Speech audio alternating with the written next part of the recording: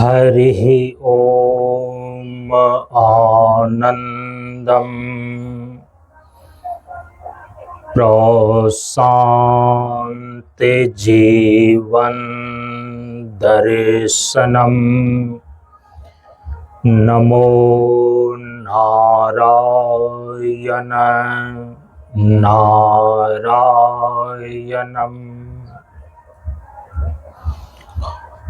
हम सभी लोग कुरसाहा आश्रम मंच पर आयोजित 24 नवंबर से लेकर आज 30 नवंबर सन 2025 ईस्वी तक 7 दिवसीय ज्ञान यज्ञ सत्संग कार्यक्रम के आज पूर्णाहुति सत्संग में उपस्थित हैं। हम सभी लोग सत्संग के उत्तरार्ध भाग में प्रवेश कर रहे हैं। इस क्रम में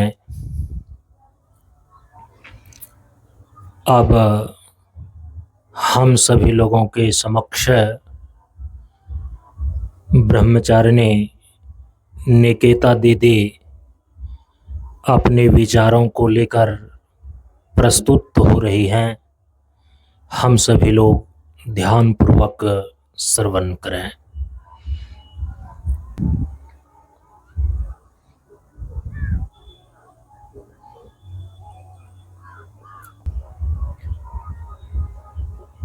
अज्ञानतिमिरान्धस्य ज्ञानाञ्जनशलाकया चक्षुरुन्मीलितं येन तस्मै श्रीगुरुवे नमः। तस्मै श्रीगुरुवे नमः। परम पूज्य गुरुदेव बाबा के श्री चरणों में मेरा कोटि कोटि प्रणाम और उपस्थित सबों को एक साथ मेरा नमो नारायण।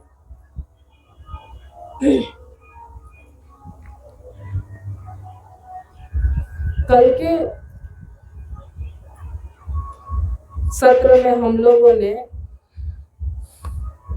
विचार किया था कि यह जो मनुष्य शरीर है वह कैसे आध्यात्म और ईश्वर दर्शन की प्रयोगशाला है, अर्थात इसका पहले तो अर्थ क्या है, इस सिद्धांत वाक्य का अर्थ क्या हो सकता है, इस पे विचार किया था।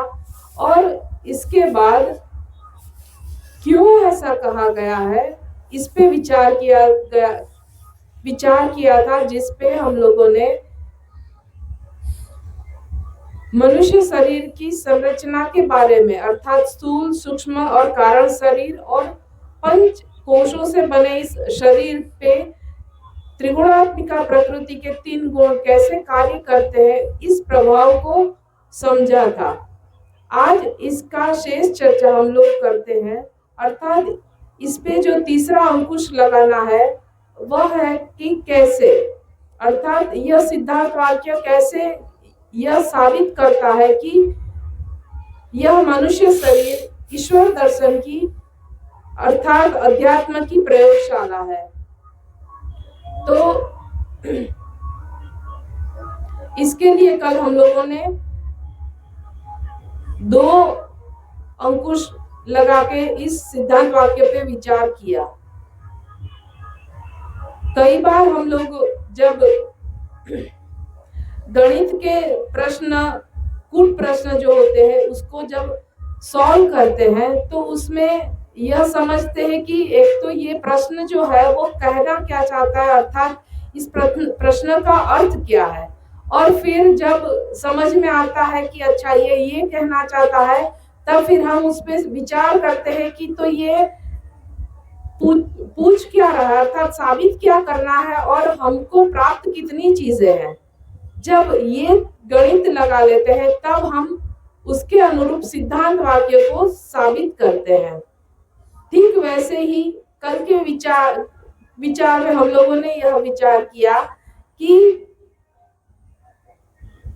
हमारे पास उपलब्धि क्या है और इस उपलब्धि के माध्यम से कैसे हम जा सकते हैं, इस प्रयोगशाला में कार्य कर सकते हैं और इस सिद्धांत वाक्य को साबित कर सकते हैं। तो इसकी एक ही फॉर्मूला परम पूज्य गुरुदेव देते हैं कि वह है प्रशांत योग। जैसे कि हठ योग होता है, मनोयोग होता है, कुंडलिनी योग होता है, वैसे ही परम पूज्य गुरुदेव कहते हैं कि इस मनुष्य शरीर की द्वारा जो ईश्वर प्राप्ति हो सकती है, इस प्रयोगशाला की फॉर्मूला अगर कहे तो एक ही है, वह है प्रशांत योग। तो ये यहाँ पे समझना आवश्यक हो जाता है कि यह प्रशांत योग क्या है। तो प्रशांत योग के लिए परम पूज्य गुरुदेव कहते हैं कि प्रशांत गुरु बाबा ने जितनी भी साधना पद्धति जीवन के कल्याण के लिए दी है, उस कल्याण प्राप्त करने के लिए जो भी साधना पद्धति दी है, उस सभी साधनाओं को सम्मिलित रूप से परम पूज्य गुरुदेव ने एक नाम दिया। वह नाम हुआ प्रशांत योग। अर्थात मुख्य रूप से परम पूज्य गुरुदेव कहते हैं कि इस प्रशांत योग के अंदर मुख्य 3 धाराएं आती है, अर्थात ये साधना की त्रिवेणी है। कौन 3 साधना? तो पहली है तत्व साधना, दूसरा है योग साधना और तीसरा है वेदांत साधना। इस प्रकार यह 3 साधनाओं का संगम है प्रशांत योग। 3 साधनाओं की त्रिवेणी है यह प्रशांत योग। पहली है तत्व साधना। तो यह तत्व साधना क्या है? जैसा कि हम लोगों ने कल सुना कि यह मनुष्य शरीर त्रिगुणात्मिक प्रकृति से बना हुआ है और यह 5 तत्व का स्थूल और सूक्ष्म कार्य इस प्रकृति के द्वारा निर्मित है, जिसके अंदर 5 तत्व है। और इस 5 तत्वों की जब साधना की जाती है तब वो कहलाता है तत्व साधना। 5 तत्वों की साधना किस प्रकार होती है? तो परम पूज्य गुरुदेव कहते हैं कि 5 तत्वों के स्नान, पान और ध्यान से यह तत्व साधना की जाती है। अर्थात पहला तत्व पृथ्वी, उस पृथ्वी तत्व का स्नान, पान और ध्यान। दूसरा जल तत्व, इस जल तत्व का भी स्नान, पान और ध्यान। इस प्रकार अग्नि तत्व का भी स्नान, पान और ध्यान। वायु तत्व का भी स्नान, पान और ध्यान। और अंत में आकाश तत्व है। इस आकाश तत्व के लिए भी यह तीनों स्नान, पान और ध्यान की विधि है। अर्थात ये 3 विधि 3 शरीर के साथ जुड़ी हुई है। स्थूल शरीर के साथ स्नान की विधि लागू होती है, सूक्ष्म शरीर के साथ पान की विधि लागू होती है और कारण शरीर के साथ ध्यान की विधि लागू होती है। इस प्रकार यह 5 तत्वों की साधना कहलाती है तत्व साधना। इसके बाद जो दूसरी धारा है वह धारा है योग साधना। यहाँ पे योग साधना का तात्पर्य है अष्टांग योग से। अष्टांग योग जिसके अंदर 8 योगों का, 8 अंगों का उल्लेख है, यह अष्टांग योग। 8 योग, अष्टांग योग के 8 अंग कौन से हैं? तो पहला है यम, दूसरा नियम, तीसरा आसन, चौथा प्राणायाम, 5वां प्रत्याहार, 6ठा धारणा, 7वां ध्यान और 8वां समाधि।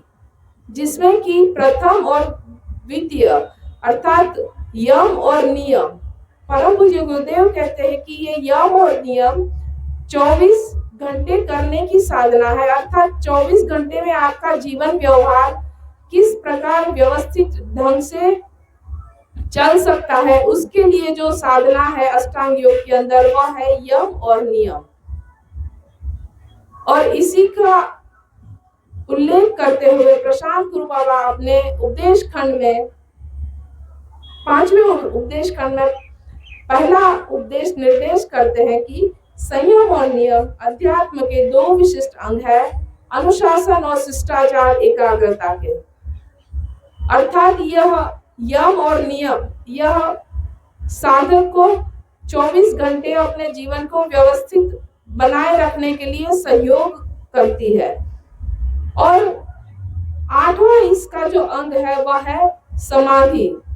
तो परम पूज्य गुरुदेव कहते हैं कि यह जो 8वां अंग है ये तो लक्ष्य है, अर्थात ये जो 7 अंग का समुचित रूप से अनुष्ठान करता है उसको समाधि लाभ प्राप्त होता है। तो ये 8वां अंग समाधि यह तो लक्ष्य हुआ पहला। दूसरा ये 24 घंटे की दिनचर्या से जुड़ा हुआ है। तो शेष बचे 5 अंग, आसन, प्राणायाम, प्रत्याहार, धारणा और ध्यान। यह 5 अंग मुख्य रूप से 5 कोश पे लागू होते हैं।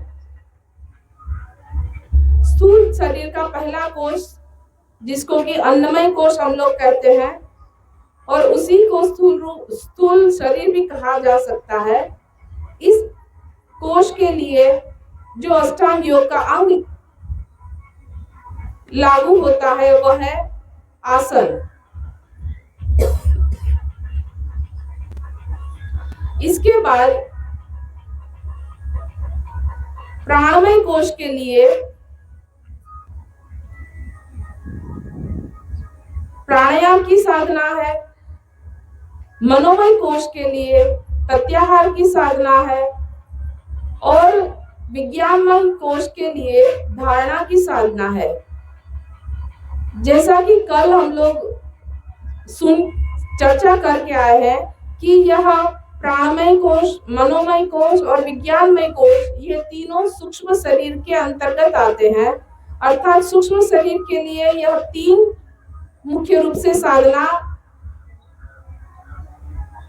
है, प्राणायाम की साधना, प्रत्याहार की साधना और धारणा की साधना। और अंतिम जो कारण शरीर है अर्थात आनंदमय कोश है उसके लिए ध्यान की साधना। तो इस प्रकार 5 कोश के अनुरूप 5 अष्टांग योग के अंग है साधना के रूप में। और जो इस 5 अंगों की साधना विधिवत अनुष्ठान के रूप में करता है वह निश्चित ही समाधि लाभ प्राप्त करता है। तो ये हुई अष्टांग योग की साधना। प्रशांत गुरु बाबा मुख्य रूप से तीनों शरीर को ध्यान में रखते हुए कहते हैं कि स्थूल शरीर के लिए आसन की साधना, सूक्ष्म शरीर के लिए प्राणायाम की साधना और कारण शरीर के लिए ध्यान की साधना। इस प्रकार यह योग साधना मुख्य रूप से साधना की जो त्रिवेणी है उसकी दूसरी धारा हुई। तीसरी धारा हुई वेदांत साधना। यह जो वेदांत साधना है वह मुख्य रूप से सूक्ष्म और कारण शरीर को लेके की जाती है या कार्य करती है, जिसके अंदर श्रवण, मनन और निधिध्यासन आते हैं। अर्थात इस वेदांत साधना के मुख्य 3 चरण हैं, श्रवण, मनन और निधिध्यासन। श्रवण के अंदर आता है गुरु मुख से ब्रह्म और आत्मा के बारे में सुनना। गुरु मुख से इसलिए कहा क्योंकि सुनने को तो बहुत लोगों से हम लोग बहुत कुछ सुन लेते हैं, लेकिन प्रमाण जिसको कह सकते हैं या प्रमाणिक बात जिसको कि हम मान सकते हैं वह गुरु मुख से ही होता है, क्योंकि गुरु श्रोत्रिय ब्रह्मनिष्ठ होते हैं और वह शास्त्रों की बात ही बताते हैं जो सच्चे गुरु होते हैं। इस प्रकार गुरुमुख से जो वाणी हम लोग सुनते हैं आत्मा के बारे में, ब्रह्म के बारे में, तो यह माना जाता है श्रवण। दूसरा है मनन, अर्थात श्रुति में बताए गए युक्तियों के द्वारा आत्मा तत्व का चिंतन करना। गुरुमुख से और श्रुतियों के द्वारा जो भी युक्तियां बताई गई है, क्योंकि श्रुतियों में और शास्त्रों में जो भी बातें कही है वो सहज रूप से हम लोग समझ सके, ऐसी हम लोगों की स्थिति नहीं होती। एक ही शब्द का कोई एक अलग रूप निकालता है, अर्थ निकालता है, कोई दूसरा अर्थ निकालता है, लेकिन वास्तविक रूप में उस शब्द का क्या अर्थ होता है, उसकी सन्निधि संगत कैसे बनती है, वह सारी युक्ति पूर्वक बातें गुरुमुख से ही हम लोग सुन सकते हैं। और ऐसे सुनी हुई बातों का जब चिंतन मनन करते हैं तब वह कहा जाता है मनन। और इसके बाद तीसरा जो चरण आता है वह है निधिध्यासन, अर्थात आत्म तत्व का जो अपरोक्ष बोध है, इस अपरोक्ष बोध की निष्ठा प्राप्त करना। और इस निष्ठा को प्राप्त करने के लिए जो प्रक्रिया की जाती है वह होता है निधिध्यासन। तो इस प्रकार वेदांत साधना में मुख्य ये 3 चरण हम लोग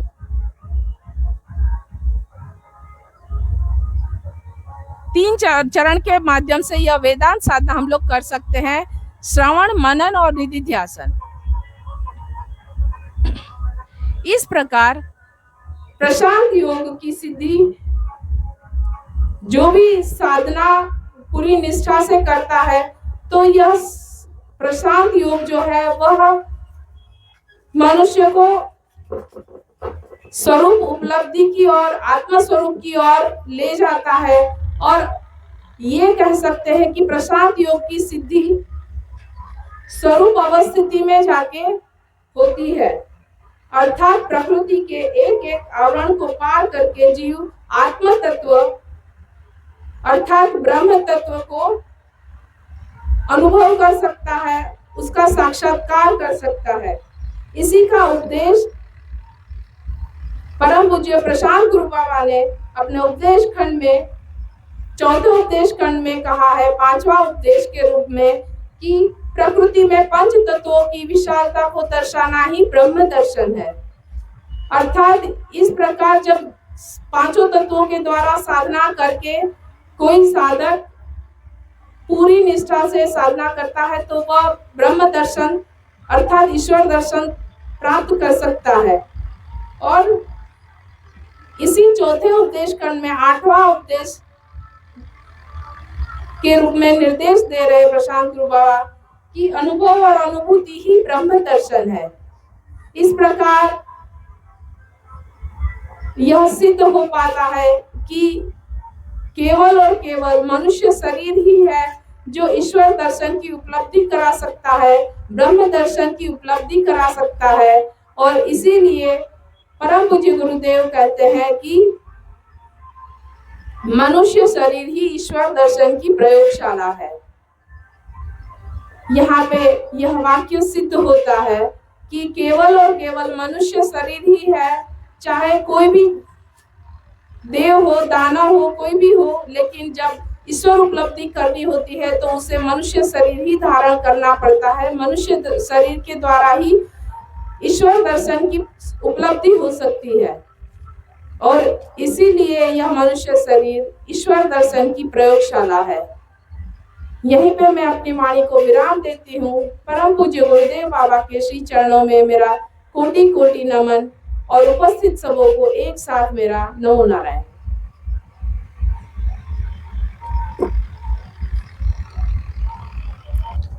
अब हम सभी लोगों के समक्ष प्रशांत कन्या मिशन की संचालिका ब्रह्मचारिणी अपर्णा अर्पण दीदी जी अपने विचारों को रखने जा रही हैं। हम सभी लोग ध्यान पूर्वक श्रवण करें। सर्वश्रुते शिरोरत्न विराजित पदाम्बुजः वेदान्ताम्बुजसूर्यो यः तस्मै श्री गुरवे नमः। तस्मै श्री गुरवे नमः। श्री सद्गुरुदेव बाबा के चरणों में नमन करते हुए आप सबों को मेरा नमो नमः। हम सभी लोग समस्तीपुर जिला अंतर्गत कुरसाहा मंच पर प्रशांत योगाश्रम में आयोजित 7 दिवसीय सत्संग सत्र जो 2025 ईस्वी के 24 नवंबर से 30 नवंबर तक आयोजित है, इसके पूर्णाहुति दिवस के सत्संग सत्र में उपस्थित हैं। हम सभी लोगों ने सत्संग के सत्र में सत्संग की आवश्यकता, इसके स्वरूप एवं महत्व पर विचार किया। आज विचार करते हैं दान पर। दान, परम पूज्य गुरुदेव कहते हैं, दान जगत का प्रकृति धर्म है। मनुष्य व्यर्थ ही डरता है, एक दिन तो उसे स्वयं यहाँ पर सब कुछ देना पड़ता है।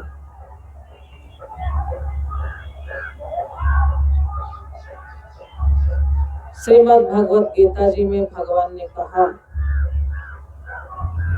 कि दान यज्ञ तपः कर्म पावनानि मनीषिणाम,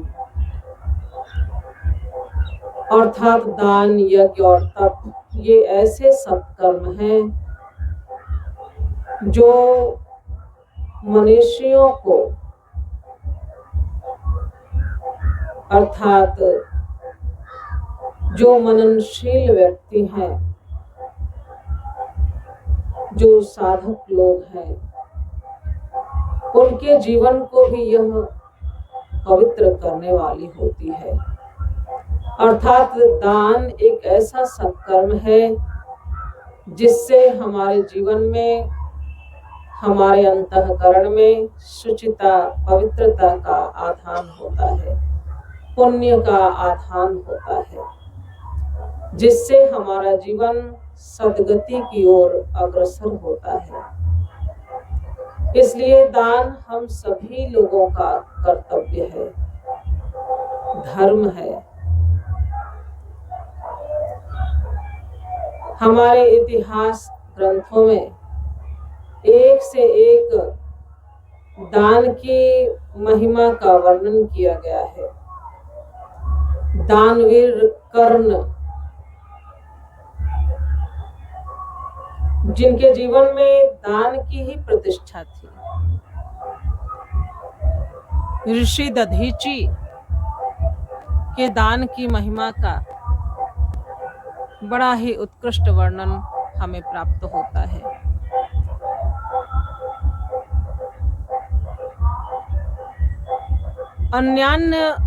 अन्य कई प्रसंगों में भी दान की महिमा का वर्णन प्राप्त होता है।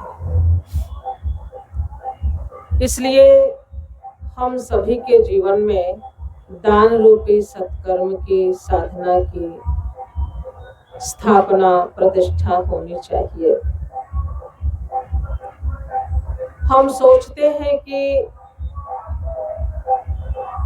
दान अर्थात देना, और जब हम कुछ देते हैं तो हमारे मन में ऐसी भावना होती है कि मेरे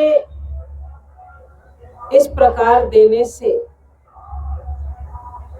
तो हमारे द्वारा जो दी गई वस्तु है वह क्षीण हो जाएगी, समाप्त हो जाएगी।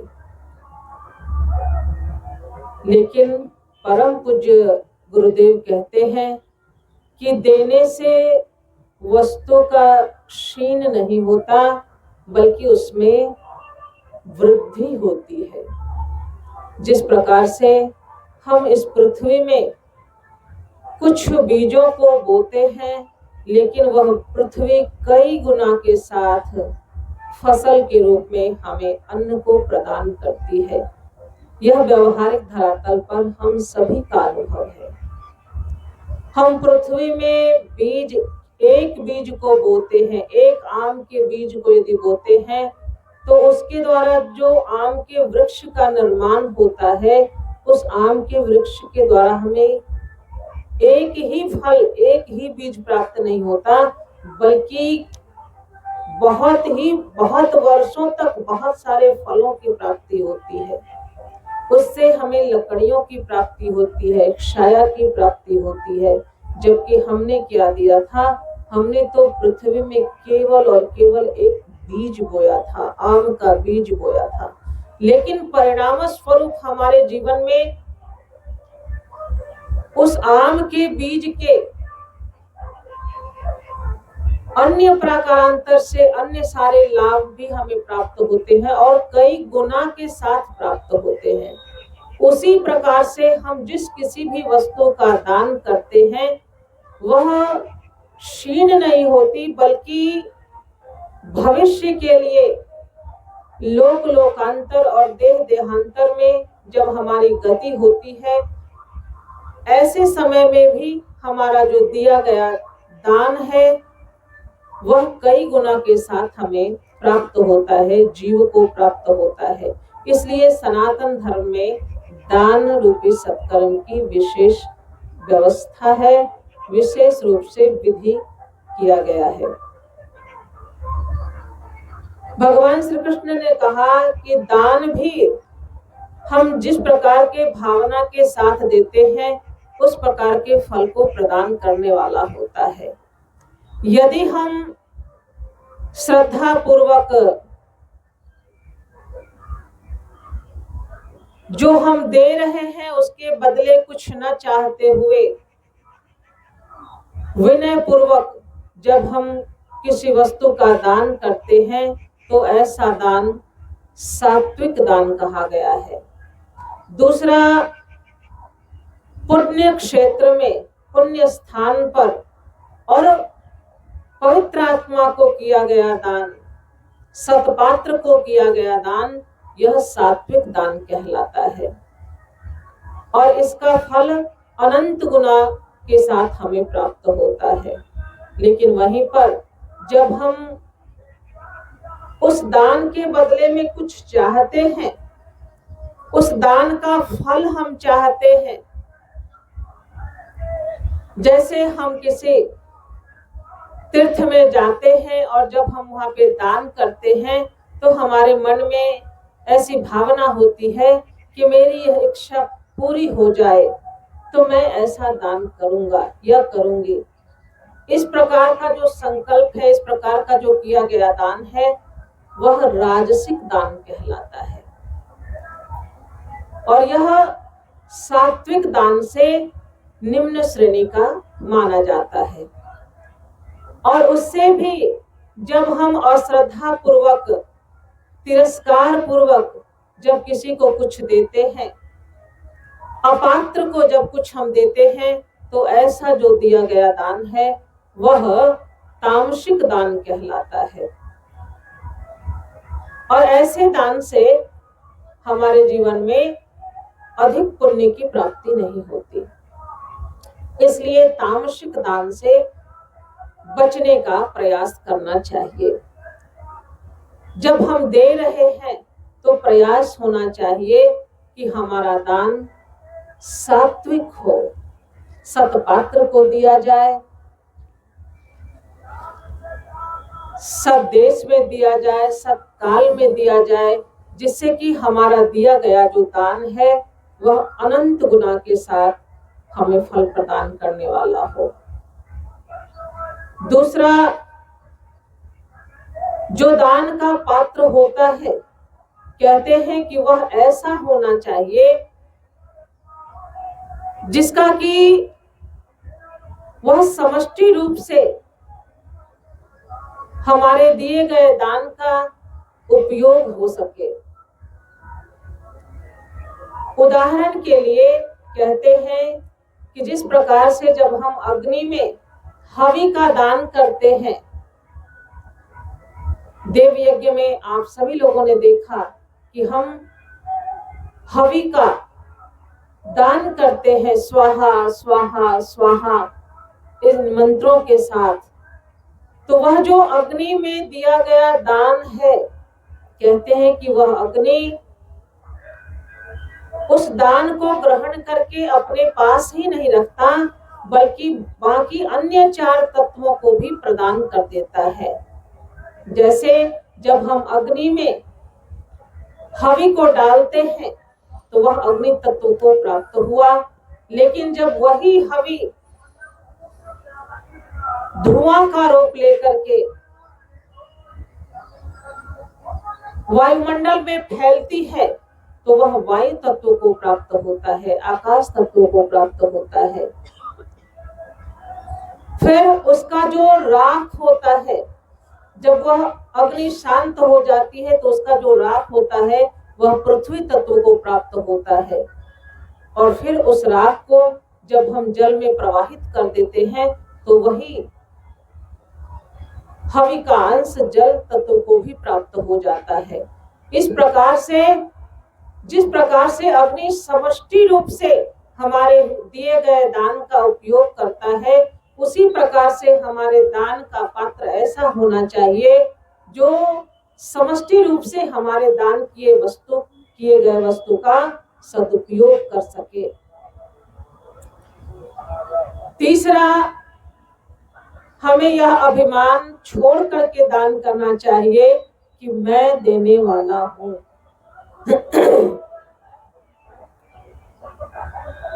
कहते हैं कि रहीम कवि जब भी दान करते थे तो वो अपनी आंखों को नीचे कर लेते थे।